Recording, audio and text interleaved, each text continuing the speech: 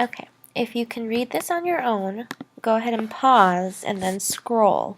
And if you can't read this on your own, then just go ahead and listen. So this is called Martin Luther King Jr. My story. I was born in Atlanta. It was 1929. My family was black. Blacks had to follow unfair rules. I could not play with white children.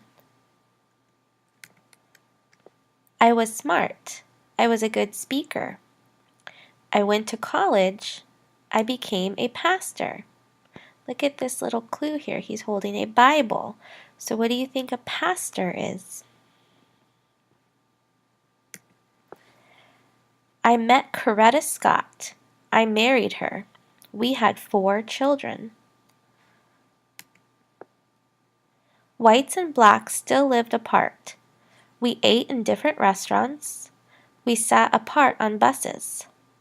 Blacks were unhappy. Notice in this picture, there's a sign that says colored. So you can see that this is for people who are black.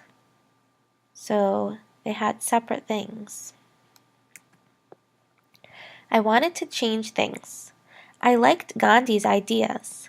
He taught people to be non-violent. I marched for my beliefs. I dreamed of freedom. I wanted to make America better. I wanted blacks and whites to be treated equally.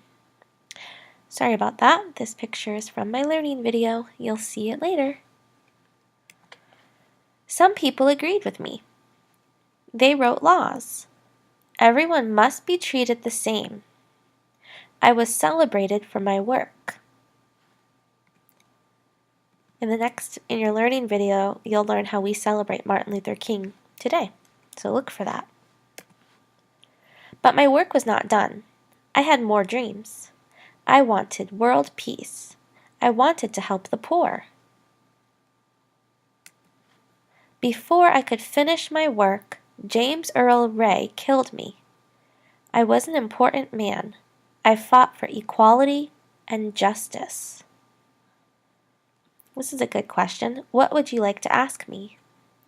If you want to pause and think about that, you can do that. This is a timeline. The timeline shows from the beginning of your life, and then in Martin Luther King's case, it shows to the end. So his story started right here in 1929. He was born. And then skip a few years down here. In 1963, here he is giving his I Have a Dream speech. And then right after, in 1964, here's Martin Luther King in the picture, and they're signing laws because of that speech he gave. He got equality and justice.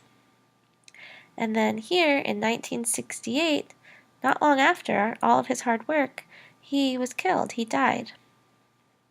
So right here would be where his timeline would stop because this is where he died. So it starts, then it ends here.